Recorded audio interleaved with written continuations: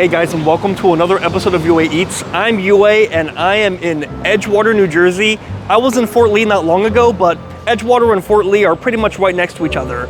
Only the difference with Edgewater is that, as the name suggests, Edgewater is pretty much right by the water, so you get some pretty gnarly views of Manhattan and New York in general.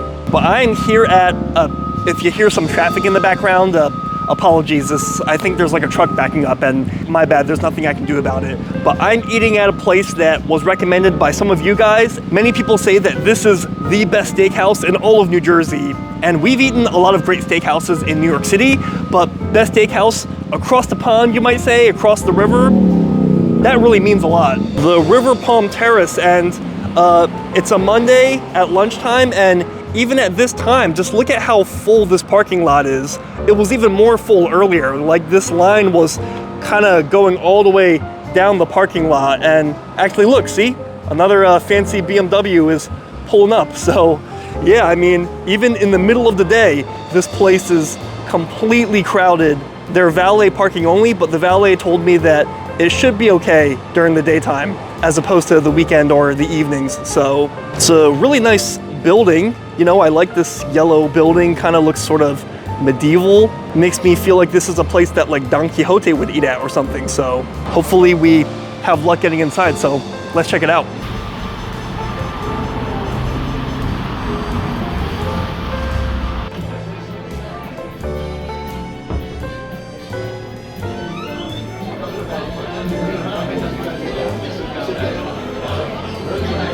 All right, guys, so we are now inside the River Palm Terrace. Good thing I made sure to wear a collar. You know, steakhouses oftentimes have dress codes, not always, but I wanted to err on the safe side, and it looks like I was right this time to assume that it was a fancier spot. And let me show you the inside. The inside just looks just like those old-fashioned steakhouses, like kind of like Sparks Steakhouse in Manhattan. Like, it really has that like 1950s, 60s style, like kind of like that almost mobster steakhouse vibe to it. And yeah, I guess in a place like this, I better not criticize the food too badly or you's gonna get whacked. But anyways, let me show you the menu real quick. And it's a fancy place. Service so far has been really, really good so far. So I can see why this place is highly regarded. So I am here for lunch, and yeah, they have a specific lunch menu here. They did not bring out the dinner menu, but the lunch menu looks pretty robust already, and I really, really like this menu. I like that this menu, it's almost like a picture frame, but like a padded picture frame, which I like. And thick cut bacon seems to be a staple at all of these epic steakhouses these days. Caesar salad to go with the steak, that's tempting as well. And do not underestimate a steakhouse burger. But we are here for their steaks, and I gotta say that it may be lunch, it may be a lunch menu, but these are some pretty well-priced lunch menu steaks, I gotta say, especially since it comes with potato and vegetable of the day. Like a dry-aged shell steak, I believe that's New York strip, although I guess only 10 ounces, it's not super large. Tender and flavorful, don't have to tell me that. 42 bucks. 40 bucks for a prime filet mignon, although that does not specify it as dry-aged, and a boneless ribeye, 14 ounces. That's the biggest so far. Intense beefy flavor with intense marbleization. Is marbleization the right word? I think marbling is technically grammatically correct, but it's okay. I think I've used that word by mistake before. 48 bucks. I think we're gonna go with that, especially since it comes with potato and vegetable. 48 bucks for a ribeye, already not bad, and 14 ounces is gonna be more up our alley. 10 or 8 is a little bit too small. So let's go with a 14 ounce dry-aged boneless ribeye steak from allegedly the best steakhouse in New Jersey, across the river. But I just wanna show you real quick, they also have sushi here. So I can't eat shellfish. Surf and turf is typically shellfish and steak, but they have a bunch of sake options here, a lot of starters like miso soup, seaweed salad, a whole bunch of rolls like Crazy Roll, and all sorts of these epic localized Americanized sushi rolls. But I think we're gonna hold off on all these. Otoro maki, oh man, fatty tuna. I wonder if that's good enough to rival even the masa Otoro roll that I had. Very, very tempting. But you know what? rather than get a roll, I think we'll do an otoro just on its own, which is market price. And the nigiri pieces are more authentic and what you really want to get. Just a fish on top of rice, beautiful in its simplicity, really letting you savor the deliciousness of the fish with the starch and the sugar and the vinegar adding like a slight contrast. So let's ask how much the otoro is, and if it's too pricey, we'll go with salmon. But otherwise, we'll go with otoro. So surf and turf, let's do it. You all set, sir? Yes, I'm ready. Excellent. What can I get for you today? I want to do the lunch steak. Okay. I'll do the dry-aged boneless ribeye. Okay. And how would you like to prepare it, sir? Medium rare. Excellent. So we're going to finish that with some crispy shaved onions on top and our vegetable and potato of the day, which are O'Brien potatoes. They're cute potatoes, lightly fried, and then they saute them in a little extra virgin olive oil with peppers and onions, and some sauteed string beans with a little shallot butter. Sounds good, sounds good. Sounds good. I do have a shellfish allergy. I should be okay, right? You'll be just fine. All right, cool. But I And will let the kitchen know just to be on the safe side. can I try a little bit of sushi? Certainly. What's the market price for the otoro? I believe it's $30. $30? Taking one order is 2 pieces. I can tell you right now. Okay. Just give me 1 second. Okay. $27, so that's 2 pieces, whether you do sushi or sashimi. Better than $30, so I'll do that. I'll do sushi Okay. for otoro. Okay, 1 order? Yeah. Okay, very good. So you start with that and then the steak, yes? Sounds good. Excellent. If you need me for anything, my name is David, okay? All right, thanks, Dave. Nice. And, he sounded really chipper and really, really attentive. He was like that even before I whipped out the camera. So, yeah, really, really good service, I just gotta say. Thank you so much. All right, looks like we got some fresh bread.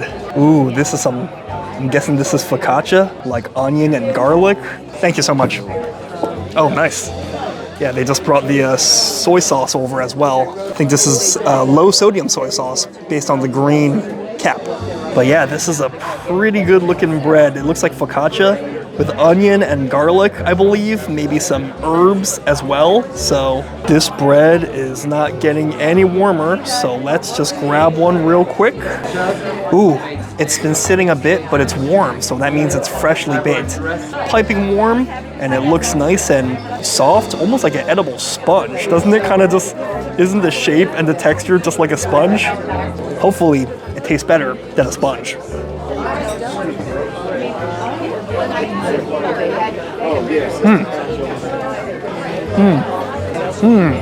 Maybe I'm just really hungry, but that focaccia is fantastic. Another steakhouse, Gordon Ramsay Steak, also does focaccia, and I like theirs a lot too, but theirs was kind of like very buttery and very greasy and oily. This one, not so much. This one has just enough oil to kind of, how do I say, like caramelize a little bit, like the bottom, is that the right word? Like make like a bit of a crust, but not enough that like when I touch it, my fingers will get all oily. It's not greasy, it's fluffy and pillowy, not oily. The herbs and things like that are nice and pleasantly toasted. The bread is warm, like they're making the bread. Okay, so a little bit oily, but not too bad. The bread is warm, and they're freshly baking the bread and pumping it out so that it's always served at the right temperature. I guess I do feel that some of the herbs maybe are slightly burnt, which kind of makes their flavor harder to decipher, but otherwise, this whole thing tastes great. And if you don't mind like some charred, like kind of like onion flavor, you're gonna like this. So it's like very soft, like a softer focaccia version of an onion bagel if you like onion bagels. Let's try some of the butter, which is pretty cold. It looks like it came straight out of the fridge, so let's try some of the butter.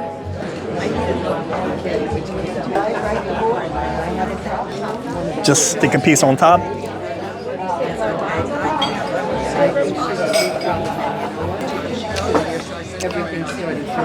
The butter is definitely pretty good. Less homemade, I think it's more of a good quality outsourced butter, like hence why it came out of the fridge cold. But it tastes like a cultured butter. Like it's got that like rich creaminess that you don't get from like Land O'Lakes, so.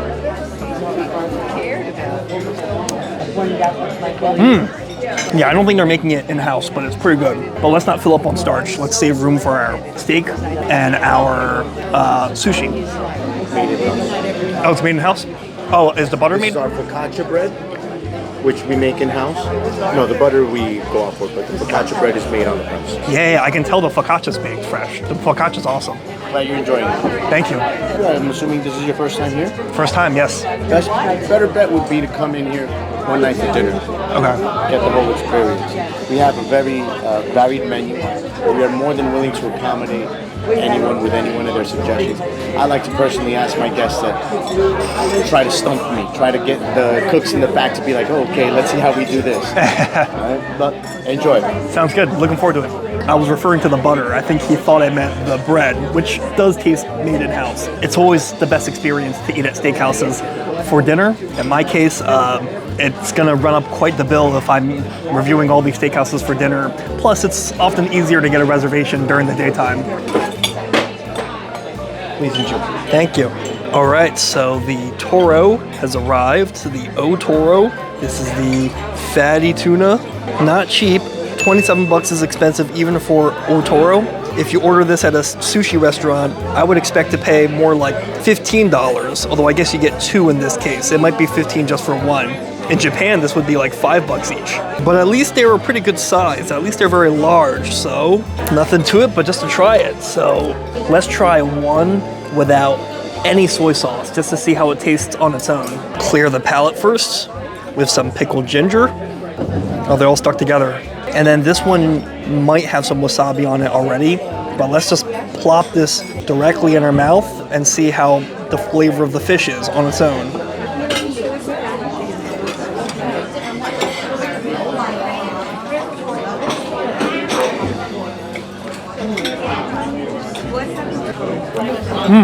Now obviously, it's O Toro, so it's going to be good no matter what. Just like most ribeye steaks are going to be good just because of their ribeye steak.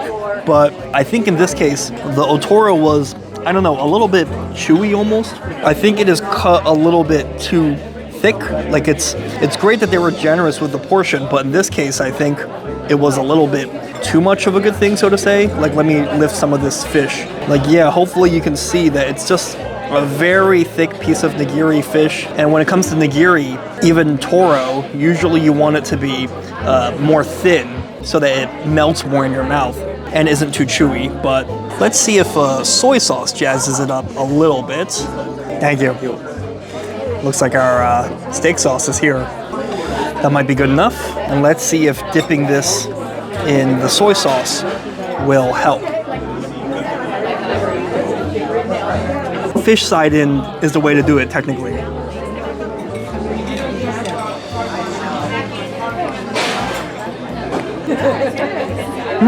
The Toro is pretty good. It's pretty fatty, so honestly, I don't really taste the soy sauce or the wasabi. Like, I think the fish is just so thick that even with soy sauce and wasabi, the other flavors don't come through so much, mostly the fish, just because it's so thick. The fish quality is delicious. I mean, it tastes fatty. It would melt in my mouth if it weren't so big. So, River Palm Terrace, I appreciate that they're being generous. You know, they want to give me a big, fat piece of sushi fish. I appreciate that. But I guess in this case, I would have preferred if they sliced the fish in half, like made it half as thick, and also charged half the price. So in that regard, $15 or so would be more reasonable than $27 for a big, thick piece. So it seems like our steak is almost here. They brought some steak sauces, so let's cleanse the palate in advance. All right, so the steak has arrived, our ribeye steak with a bunch of fried, I think like kind of like really thin onion rings on top, like an onion ring garnish. But then we have some... So, you care for a little fresh pepper? Yes, please, go ahead. That's good, thank you. All right, ketchup and steak sauce. I'm not much of a ketchup with steak guy. That's a very, let's just say a very former president choice of steak sauce to do my Trump impression. Well done steak with ketchup. Maldon sea salt. Oh, nice little crunchy finishing salt for your steak. Excellent, thank you. All right, so we have finishing salt as well. Yeah, it's a good thing that they brought some green beans just to add some balance to the meal. Some fried potatoes, looking pretty nice. The steak, I'm sure, would look better without all the onion rings on top. In fact, let's free it of those onion rings. Yep, there we go. Yeah, look at that guy. Look at that, they're grilling it. They got that crisscross grill pattern all the way across it. And I wonder if the sear is on, ooh, look at how soft the steak is when I just press into it. Is the sear on both sides? Yes, it is. Look at that, impressive when they're able to pull that off. Let's just go right for the rib cap. Perhaps the best part of the whole steak.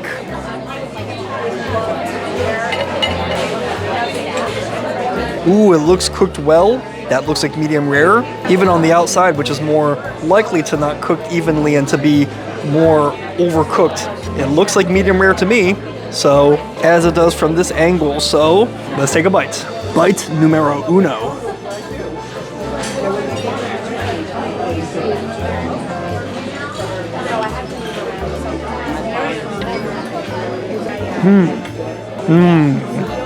Oh, that steak is just so soft. It's marbled, fatty, but not too much. It's like the perfect marbleization. There you go.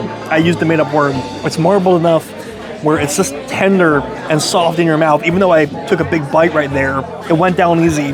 The only thing is that it probably could be a little bit saltier, but that's why they gave us the finishing salt. So let's add a little bit of salt. Oops, that might be a little bit too much. Let's knock off some of that finishing salt, make it a little more even. And let's just see if that salt really takes us over the edge. Because there's a lot to like about the steak. The seasoning was one small nitpick.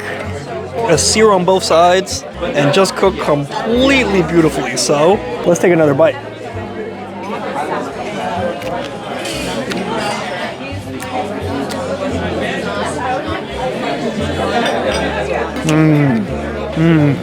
They're leaving it up to you to do your own seasoning, and it works in this case. I usually prefer when they season in advance because I feel like it kind of helps them press that seasoning in more when they grill it. But in this case, it makes sense. What can I say about what I like about this steak? It's grilled, but it's not just so you get like a cheesy grill pattern. I mean, at Outback Steakhouse, it's grilled, but sometimes I wonder if those grill marks are drawn on with like a marker or something. But nope, there's wonderful, if not even sear, wonderful grill marks all over, and the crisscross pattern makes it almost feel like an even sear, like you're not missing too much. And due to it being grilled, you get the flavor, like the smoky, charcoal flavor in the steak. As you can see, there are some bits of fat that are less rendered. For the most part, this steak is super fatty and super melts in your mouth and full of that delicious fat flavor. It's cooked beautifully. It's just so soft and tender due to how marbled it is. And you taste some of that dry aged flavor. I mean, I guess one nitpick I have is that I feel that the dry aged flavor is stronger at some other steakhouses we've been to, particularly those epic steakhouses in New York. But hey, I mean, it might have less strong dry aged flavor, but the smoky, like grilled charcoal flavor, the sear, just look at this crazy tenderness of the steak, the fatty flavor, everything is fantastic. Let's see if these onion rings help that I, moved aside because I wasn't a fan of it, but maybe I should not knock it till I try it. So let's see if the onion rings help much at all. And a tiny bit of finishing salt.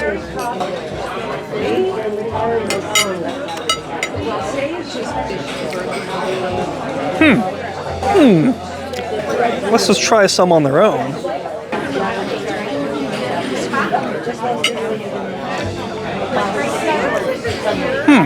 On their own, the onion rings taste really greasy and oily and kind of gross, if I can be honest. But while they may taste overly greasy and oily on their own, when you eat them with the steak, it kind of works for some reason. I don't know, it kind of adds almost like a savory, almost like a vegetable crunch to the steak, which really complements in this case. Although I still prefer eating the steak without the onion rings. We're gonna skip the ketchup, but let's see if this steak sauce does anything for this ribeye steak. I am of the opinion that great steak needs no sauces, but let's not knock it till we try it. Slice off another piece. And let's dunk it in the steak sauce, and yeah.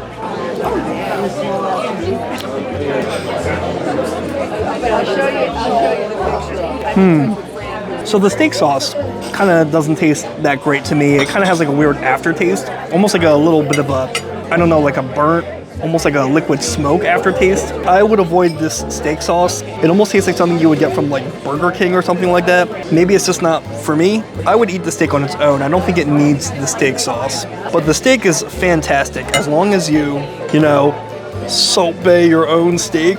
You know, do this thing that like Salt Bae did with his steak and just add your own finishing salt to this hunk of meat and you're going to enjoy it. I guarantee it. And the price again for just $48. I mean, you get 2 sides with it too. You know, the green beans being covered up and these fried potatoes. I know it's a lunch special, but hey, this is pretty good, especially so close to New York City. Let's try though some of these green beans. See if there's anything special about these green beans. Might as well be healthy while we're at it, right?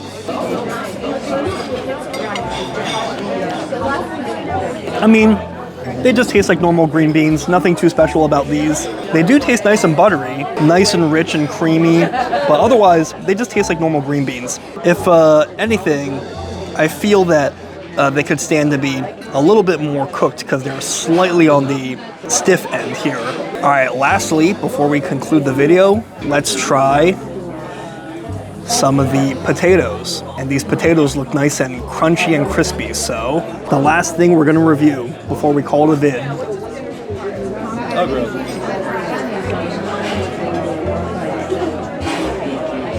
So they're not actually that crispy. I mean, they actually look much crispier than they are.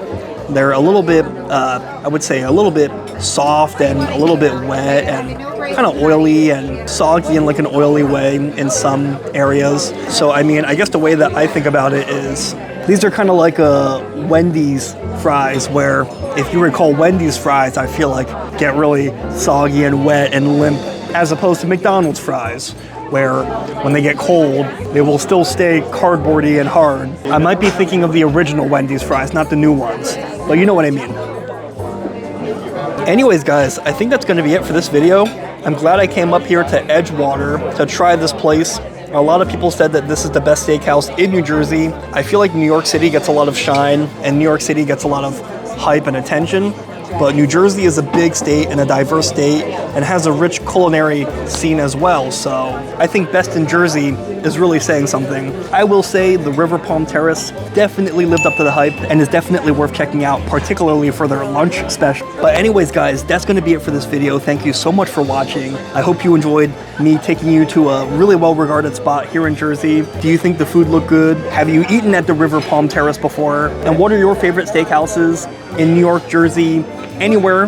Let me know in the comments because great minds eat alike. And if you like my vids, as always, like and subscribe. That way you stay up to date whenever I post another video. I'm gonna end my meal with some veggies. So until next time, I'll see you later.